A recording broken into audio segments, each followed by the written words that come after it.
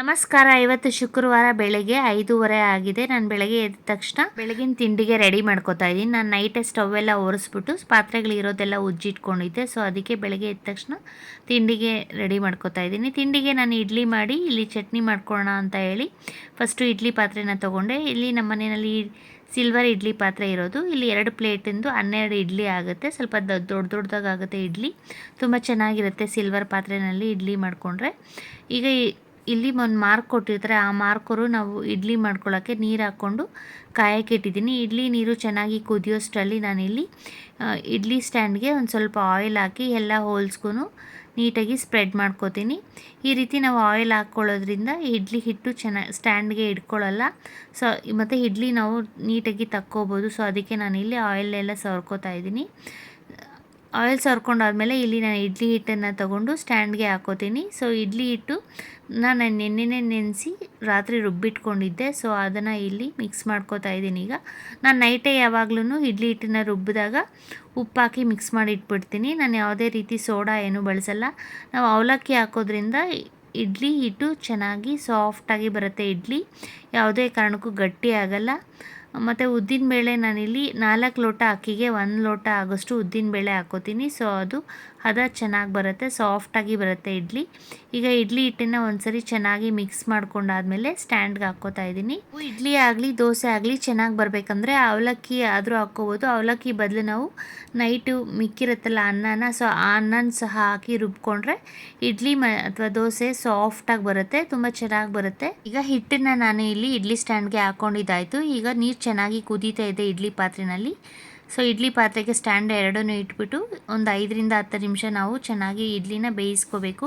ಇಡ್ಲಿ ಬೇಯೋಷ್ಟರಲ್ಲಿ ನಾನಿಲ್ಲಿ ಚಟ್ನಿಗೆ ರೆಡಿ ಮಾಡ್ಕೋತಾ ಇದ್ದೀನಿ. ಚಟ್ನಿಗೆ ಇಲ್ಲಿ ನಾನು ಸ್ಟವ್ ಹಚ್ಚಿ ಒಂದು ತವ ಅಥವಾ ಬಾಣಲಿ ಇಟ್ಕೊಂಡು ನಾನಿಲ್ಲಿ ಒಂದು 2 ಹಿಡಿಯಷ್ಟು ನಾನಿಲ್ಲಿ ಕಡಲೆ ಬೀಜ ಹಾಕ್ಕೊಂಡಿದ್ದೀನಿ. ಕಡಲೆ ಬೀಜನ ಗಮ್ಮನ್ನು ಹಾಕಿ ಕೆಂಪಕ್ಕೆ ಹುರ್ಕೋಬೇಕು. ನಾನು ಇಲ್ಲಿ ತವ ಮೇಲೆ ಕಡಲೆ ಬೀಜ ಹುರ್ಕೋತಾ ಇದ್ದೀನಿ. ಮೀಡಿಯಮ್ ಉರಿನಲ್ಲಿ ಇಟ್ಕೊಂಡು ಕಡಲೆ ಬೀಜ ಫ್ರೈ ಆಗೋಷ್ಟರಲ್ಲಿ ಮಿಕ್ಸಿ ಜಾರ್ ತೊಗೊಂಡು ನಾನಿಲ್ಲಿ ಒಂದು ಚಿಕ್ಕ ಕಪ್ಪಷ್ಟು ಕಡಲೆ ಪಪ್ಪನ್ನು ಹಾಕ್ಕೊಂಡಿದ್ದೀನಿ ಮಿಕ್ಸಿ ಜಾರ್ಗೆ. ಈಗ ನೋಡಿ ಕಡಲೆ ಬೀಜ ಫ್ರೈ ಆಗ್ತಾಯಿದೆ. ಇನ್ನೊಂಚೂರು ಕಡಲೆ ಬೀಜ ಹುರ್ಕೋಬೇಕು ನಾನು. ಕಡಲೆ ಬೀಜ ಹುರ್ಕೊಂಡಾದ್ಮೇಲೆ ಈಗ ಮಿಕ್ಸಿ ಜಾರ್ಗೆ ಕಡಲೆ ಪಪ್ಪು ಹಾಕ್ಕೊಂಡಿದ್ದಿಲ್ಲ, ಅದಕ್ಕೆ ಒಂದು ಸ್ವಲ್ಪ ಹುಣಸೆ ಹಣ್ಣು ಹಾಕ್ಕೋತಾ ಇದ್ದೀನಿ. ಹುಳಿಗೆ ಹುಣಸೆ ಹಣ್ಣು ಒಂದು ಸ್ವಲ್ಪ ಹಾಕ್ಕೊಂಡಿದ್ದೀನಿ. ತುಂಬ ಜಾಸ್ತಿ ಹಾಕ್ಕೊಂಡ್ರೆ ಹುಳಿ ಜಾಸ್ತಿ ಆಗಿಬಿಡುತ್ತೆ, ಚಟ್ನಿಗೆ ಚೆನ್ನಾಗಿರಲ್ಲ. ಸೊ ಈಗ ಕಡಲೆ ಬೀಜ ಹುರ್ಕೊಂಡಿದ್ದಾಗಿದೆ. ಸ್ಟವ್ ಆಫ್ ಮಾಡಿಕೊಂಡು ಹುರ್ಕೊಂಡಿರೋ ಕಡಲೆ ಬೀಜನ ಇಲ್ಲಿ ಮಿಕ್ಸಿ ಜಾರ್ಗೆ ಹಾಕ್ಕೋತಾ ಇದ್ದೀನಿ. ಈಗ ನಾನು ತವ ಬಿಸಿ ಇರೋದ್ರಿಂದ ಅದೇ ತವ ಮೇಲೆ ಸ್ಟವ್ ಹಚ್ಚಿ ನಾನಿಲ್ಲಿ ಒಂದು ಈರುಳ್ಳಿನ ಸಣ್ಣದಾಗಿ ಕಟ್ ಮಾಡಿ ಹಾಕ್ಕೊಂಡಿದ್ದೀನಿ. ಒಂದು 4 ಪೀಸ್ ಮಾಡಿಕೊಂಡ್ರೆ ಸಾಕು. ಒಂದು ಚಿಕ್ಕ ಈರುಳ್ಳಿ ಆದರೆ ಸಾಕು, ತುಂಬ ದೊಡ್ಡದು ಈರುಳ್ಳಿ ಬೇಕಾಗಿಲ್ಲ.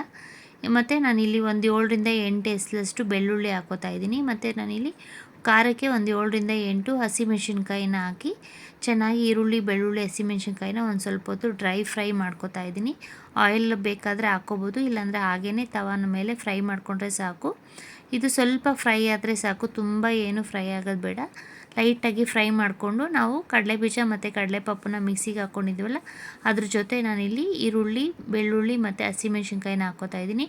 ಮತ್ತು ಇದ್ರ ಜೊತೆಗೆ ಒಂದು ಸ್ವಲ್ಪ ಕೊತ್ತಂಬರಿ ಸೊಪ್ಪು ಮತ್ತು ಪುದೀನನ ಚೆನ್ನಾಗಿ ತೊಳೆದು ಚಟ್ನಿಗೆ ಹಾಕ್ಕೋತಾ ಇದ್ದೀನಿ.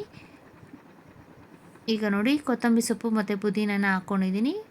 ನಮಗೆ ಪುದೀನ ಇಲ್ಲ ಅಂದರೆ ಬರೀ ಕೊತ್ತಂಬರಿ ಸೊಪ್ಪನ್ನು ಹಾಕ್ಕೋಬೋದು, ಇಲ್ಲಾಂದರೆ ಬರೀ ಪುದೀನ ಹಾಕ್ಕೊಂಡ್ರೂ ಸಹ ಟೇಸ್ಟು ತುಂಬ ಚೆನ್ನಾಗಿರುತ್ತೆ.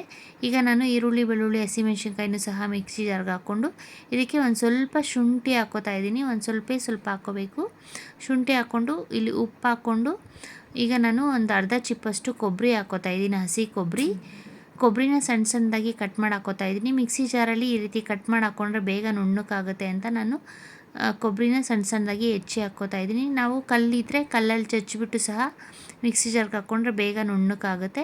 ಈಗ ಇದಕ್ಕೆ ಒಂದು ಸ್ವಲ್ಪ ನೀರು ಹಾಕಿ ಚಟ್ನಿನ ನುಣ್ಣಕ್ಕೆ ರುಬ್ಕೋತೀನಿ. ನಾನು ತುಂಬ ನುಣ್ಣಕ್ಕೆ ರುಬ್ಕೊಳ್ಳಲ್ಲ, ಒಂದು ಸ್ವಲ್ಪ ತರಿಯಾಗೆ ರುಬ್ಕೋತೀನಿ ಚಟ್ನಿ. ಆ ರೀತಿ ತಿಂದರೆ ಟೇಸ್ಟು ತುಂಬ ಚೆನ್ನಾಗಿರುತ್ತೆ. ಸೊ ಈಗ ನೋಡಿ ಚಟ್ನಿ ರೆಡಿ ಆಗಿದೆ. ಈ ಚಟ್ನಿನ ನಾವು ಮುದ್ದೆಗೂ ಸಹ ಒಗ್ಗರಣೆ ಹಾಕ್ಕೊಂಡು ತಿನ್ಬೋದು, ತುಂಬ ಟೇಸ್ಟಿಯಾಗಿರುತ್ತೆ. ಮತ್ತು ಚಪಾತಿಗೂ ಸಹ ಚೆನ್ನಾಗಿರುತ್ತೆ. ಈಗ ನೋಡಿ ಇಡ್ಲಿನ ಒಂದು 5-10 ನಿಮಿಷ ನಾನು ಮೀಡಿಯಮ್ ಉರಿಯಲ್ಲಿಟ್ಟು ಬೇಯಿಸ್ಕೊಂಡೆ. ಈಗ ಇಡ್ಲಿ ರೆಡಿಯಾಗಿದೆ. ಈಗ ನಾನು ಒಂದು ಬಟ್ಲಲ್ಲಿ ಒಂದು ಸ್ವಲ್ಪ ನೀರು ಇಟ್ಕೊಂಡು ಸ್ಪೂನ್ನ ಹತ್ಕೊಂಡು ಅದರಲ್ಲಿ ನೋಡಿ ಈ ರೀತಿ ನೀಟಾಗಿ ಇಡ್ಲಿನೆಲ್ಲ ತೆಗೆದು ಒಂದು ಬಟ್ಲಿಗೆ ಹಾಕ್ಕೋತಾ ಇದ್ದೀನಿ. ನಾವು ಇಡ್ಲಿ ಪಾತ್ರೆಯಲ್ಲೇ ಇಟ್ಕೊಂಡು ಹಾಗೆ ಬೇಕಾದಾಗ ನಾವು ಇಡ್ಲಿನ ತಗೊಂಡ್ರೆ ಇಡ್ಲಿ ಬಿಸಿಯಾಗಿರುತ್ತೆ, ಬೇಗ ತಣ್ಣಕ್ಕಾಗಲ್ಲ. ಯಾಕಂದರೆ ನೀರು ಕೆಳಗಡೆ ಬಿಸಿ ಇರುತ್ತಲ್ಲ, ಸೊ ಅದಕ್ಕೆ ಇಡ್ಲಿ ಬಿಸಿಯಾಗಿರುತ್ತೆ. ಈಗ ಒಂದು ಬಟ್ಲಿಗೆ ಹಾಕ್ಕೊಂಡೆ ನಾನು, ಇದನ್ನು ಬಾಕ್ಸ್ಗೆ ಹಾಕಬೇಕು. ಸೊ ಅದಕ್ಕೋಸ್ಕರ ನಾನು ಇಲ್ಲಿ ಒಂದು ಬಟ್ಲಿಗೆ ಒಂದು ಸ್ವಲ್ಪ ಇಡ್ಲಿನೆಲ್ಲ ತೆಗೆದು ಹಾಕಿಟ್ಟಿದ್ದೀನಿ. ಈಗ ಚಟ್ನಿ ರೆಡಿಯಾಗಿದೆ. ಚಟ್ನಿ ಜೊತೆ ಇಡ್ಲಿ ಬೆಳಗಿನ ತಿಂಡಿಗೆ ಈಸಿಯಾಗಿ ನಾವು ಬೇಗ ಮಾಡ್ಕೋಬೋದು. ಬೆಳಗಿನ ತಿಂಡಿಗೆ ಇಡ್ಲಿ ಆದರೆ ಸಾಮಾನು ಸ್ವಲ್ಪ ಜಾಸ್ತಿ ಇರುತ್ತೆ, ಪಾತ್ರೆಗಳು ಜಾಸ್ತಿ ಇರುತ್ತೆ ಉಜ್ಕೊಳ್ಳೋಕ್ಕೆ. ಈಗ ನಾನು ಬಾಕ್ಸ್ಗೆ ರೆಡಿ ಮಾಡಾಯಿತು. ಬಾಕ್ಸ್ಗೆ ರೆಡಿ ಮಾಡಿ ನನ್ನ ಮಗಳನ್ನ ಸ್ಕೂಲ್ಗೆ ಕರ್ಕೊಂಡೋಗಿ ಬಿಟ್ಟು ಬಂದಾದಮೇಲೆ ನಾನಿಲ್ಲಿ ತಿಂಡಿ ಮಾಡ್ತಾಯಿದ್ದೀನಿ, ಇಡ್ಲಿ ಮತ್ತು ಚಟ್ನಿ. ನಾನು ನನ್ನ ಮಗಳನ್ನ ಬಿಟ್ಟು ಬರೋಕ್ಕೆ ಹೋಗಿದ್ನಲ್ಲ, ಅಲ್ಲೇ ಟ್ರಾಫಿಕ್ಕು, ಇವತ್ತು ತುಂಬ ಟ್ರಾಫಿಕ್ ಅಂದರೆ ಟ್ರಾಫಿಕ್ಕು. ಶುಕ್ರವಾರ ಅಲ್ಲೇ ಒಂದು 10ರಿಂದ 15 ನಿಮಿಷ ಬಸ್ಸಲ್ಲೇ ಕಳೆದೋಯ್ತು. ಸೊ ಮನೆಗೆ ಬರೋಷ್ಟರಲ್ಲಿ 9:30, 9:45 ಆಗಿಬಿಟ್ಟಿತ್ತು. ಸೊ ಬಂದ ತಕ್ಷಣ ನಾನು ಇಲ್ಲಿ ತಿಂಡಿ ಮಾಡಿಕೊಂಡೆ. ಬೆಳಗ್ಗೆನೇ ಸ್ನಾನ ಎಲ್ಲ ಮುಗಿಸಿದ್ದೆ, ಮನೆಯೆಲ್ಲ ಕಸ ಗುಡಿಸಿ ಹೋಗಿದ್ದೆ. ಸೊ ಬಂದು ನಾನು ಇಲ್ಲಿ ಮನೆ ಒರೆಸ್ಕೊಂಡು ನೀಟಾಗಿ ಕ್ಲೀನ್ ಮಾಡಿಕೊಂಡು, ನೆನ್ನೆದು ಮೊನ್ನೆದೆಲ್ಲ ಬಟ್ಟೆಗಳಿತ್ತು. ಸೊ ಬಟ್ಟೆಗಳನ್ನೆಲ್ಲ ಫಸ್ಟು ವಾಷಿಂಗ್ ಮಿಷಿನ್ಗೆ ಹಾಕಿ ಲಿಕ್ವಿಡ್ ಹಾಕಿ ವಾಷಿಂಗ್ ಮಿಷಿನ್ ಆನ್ ಮಾಡಿದ್ದೀನಿ. ಮತ್ತು ಪಾತ್ರೆಗಳೆಲ್ಲ ತೊಳೆದಿಟ್ಬಿಟ್ಟೆ. ಪಾತ್ರೆಗಳೆಲ್ಲ ಟಿಫನ್ ಆಗಿದ್ದ ಪಾತ್ರೆಗಳು ತುಂಬ ಜಾಸ್ತಿ ಇತ್ತು, ಇಡ್ಲಿ ಪಾತ್ರೆ ಎಲ್ಲ ಇತ್ತಲ್ವ. ಸೊ ಅದನ್ನೆಲ್ಲ ತೊಳೆದು ಪಾತ್ರೆಗಳನ್ನೆಲ್ಲ ತೊಳ್ಕೊಂಡಾದ್ಮೇಲೆ ಸ್ಟವ್ ಎಲ್ಲ ಸ್ವಲ್ಪ ಒರೆಸ್ಕೊಂಡೆ. ತೇವದ ಬಟ್ಟೆ ಮಾಡಿ ಸ್ಟವ್ ಎಲ್ಲ ಒರೆಸಿಟ್ಬಿಟ್ಟು ನಾನಿಲ್ಲಿ ದೇವ್ರ ಪೂಜೆಗೆ ರೆಡಿ ಮಾಡ್ಕೋತಾ ಇದ್ದೀನಿ. ದೇವ್ರ ಪೂಜೆಗೆ ಊದು ಕಡ್ಡಿದು ಧೂಳೆಲ್ಲ ಇತ್ತು. ಸೊ ಪೇಪರ್ ಮೇಲೆ ಅದನ್ನೆಲ್ಲ ನೀಟಾಗಿ ತೆಗೆದುಬಿಟ್ಟು ನಾನಿಲ್ಲಿ ಹಳೆ ಹೂವು ಎಲ್ಲ ತೆಗೆದು ಹೊಸ ಹೂವು ಇಟ್ಟು ದೇವ್ರ ಪೂಜೆ ಮಾಡ್ಕೋತಾ ಇದ್ದೀನಿ. ನಾನು ಮಂಗಳವಾರನೇ ಊರ ಹಬ್ಬ ಇತ್ತು ಅಂತ ಅವತ್ತೇ ದೇವ್ರ ಮನೆಯೆಲ್ಲ ಕ್ಲೀನ್ ಮಾಡಿ ಇಟ್ಕೊಂಡಿದ್ರಿಂದ ಇವತ್ತು ನನಗೇನು ಅಷ್ಟೊಂದು ಕೆಲಸ ಇರಲಿಲ್ಲ. ಮತ್ತು ಹೊಸ್ಲಿಗೆ ರಂಗೋಲಿ ಹಾಕ್ಕೊಂಡು ದೇವ್ರ ಪೂಜೆ ಮಾಡಿಕೊಂಡು ಮನೆಯಲ್ಲಿ ಇವತ್ತು ಕರ್ಮಾರಮ್ಮನ ದೇವಸ್ಥಾನದಲ್ಲಿ ಹಾಲಿನ ಅಭಿಷೇಕ ಇದೆ ಅಂತ ಹೇಳಿದರು. ಸೊ ಅಲ್ಲಿ ನಾನು ಶುಕ್ರವಾರ ಆಗಿರೋದ್ರಿಂದ ದೇವಸ್ಥಾನಕ್ಕೆ ಹೋಗಿದ್ವಿ. ಸೊ ಮಧ್ಯಾಹ್ನ 1 ಗಂಟೆ 1:30 ಆಗಿತ್ತು. ಸೊ ಅಭಿಷೇಕ ಎಲ್ಲ ಬೆಳಗ್ಗೆನೇ ಮಾಡಿಬಿಟ್ಟಿದ್ರು. ದೇವಸ್ಥಾನದಲ್ಲಿ ಹಾಲಿನ ಅಭಿಷೇಕ ಮಾಡಿ ಪೂಜೆ ಆಗಿತ್ತಲ್ವ. ಸೊ ಫುಲ್ಲು ರಶ್ ಇದ್ರು ಜನ.